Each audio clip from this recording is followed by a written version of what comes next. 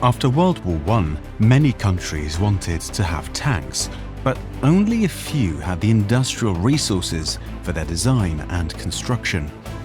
Back then, Britain and France were the intellectual leaders in tank design, with other countries generally following and adopting their prototypes. This early lead would be gradually lost during the 1930s to the Soviet Union, who, with Germany, began to design and build their own tanks. Eventually, the Soviets produced 3 different main battle tanks to meet the same requirements. Moreover, during the height of the Cold War in the middle 1980s, the Soviet Army employed 3 distinct frontline main battle tanks, including the T-64, the T-72, and the T-80. Despite their differences, all 3 tanks were developed to meet the common objective of having sufficient firepower, speed, and armor to penetrate NATO's defensive lines in Central Europe. They were also intended to lead the advance of the Soviet and Warsaw Pact forces when the conflict with NATO arose. Apart from meeting similar needs, the 3 tanks also shared comparable capabilities despite being designed by 3 different design bureaus. To get an idea of why these 3 tanks exhibit similar abilities and even external appearances, let's take a look at the first one. The T-64. The T-64 is a Soviet tank manufactured in Kharkiv and designed by Alexander Morozov. The tank was introduced in the early 1960s and was a more advanced counterpart to the T-62. The T-64 served in tank divisions, while the T-62 supported infantry and motor rifle divisions.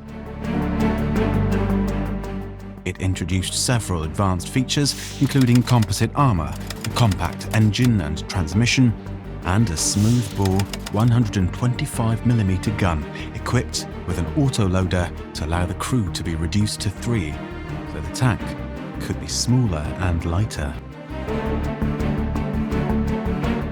Despite being armored like a heavy tank, the T-64 weighed only 38 tons.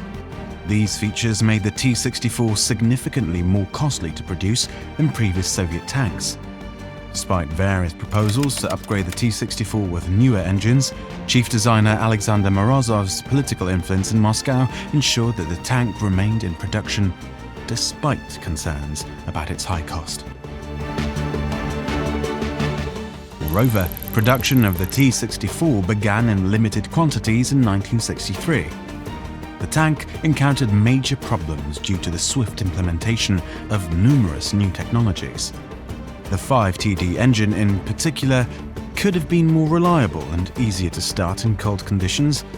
Only a small number of these tanks were produced, and they seem to have been sent to the Far East for extended testing.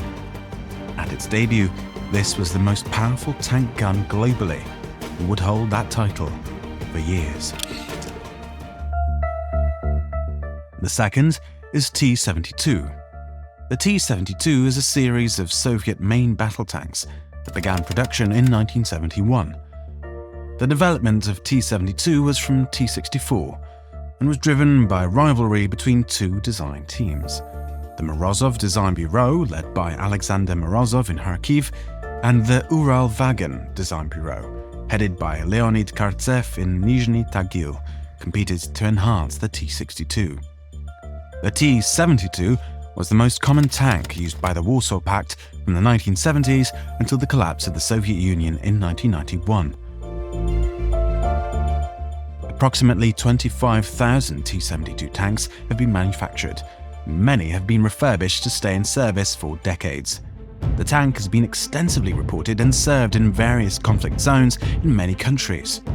Various versions of the T-72 have been in production for decades, and the specifications for its armor have changed considerably.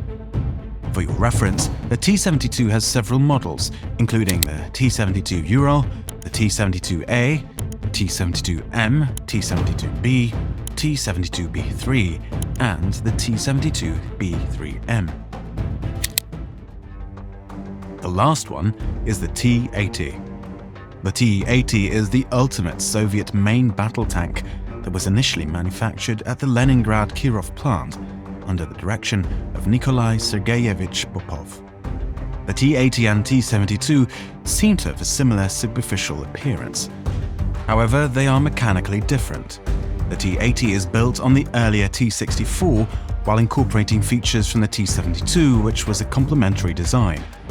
This gave the tank a high power-to-weight ratio and made it easily the most mobile tank in service, albeit with acute range problems, as the turbine used fuel rapidly, even at engine idle. When it was introduced in 1976, this tank was the first production tank in the world to be equipped with a gas turbine engine, advanced target tracking systems, and the ability to fire anti-tank guided missiles from its main gun.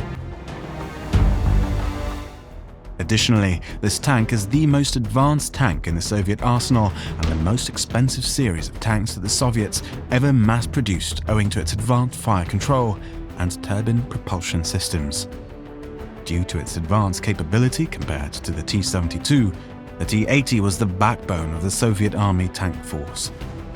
After the breakup of the Soviet Union, it saw extensive service with Russian and Ukrainian army. Regarding the armament, the T-80 is equipped with a 125mm to a 46M1 smoothbore tank gun that fires standard armor-piercing rounds and specialized high-explosive anti-tank rounds. The T-80 is also featured with sophisticated targeting systems.